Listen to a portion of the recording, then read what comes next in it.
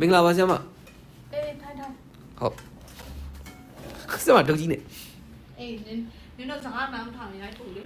ဟာလောက် ဟုတ်လေရော တိဦးဆရာမအဲ့ကောင်လေးက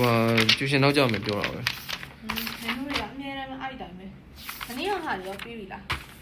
ပြီးသေးဆရာမကြီး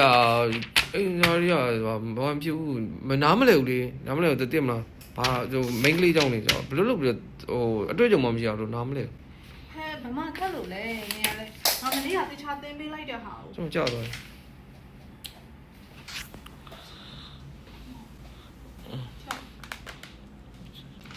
ဘောဒီကျွေးဘောဒီကျွေးဝယ်တော့ ဟေးနင်ဟာဘာဖြစ်ဘူးဟာစားတခြားလိုက်တော့ ဘောကျွေးကျွန်တော်ကျူရှင်စောစစ်ပေးပါ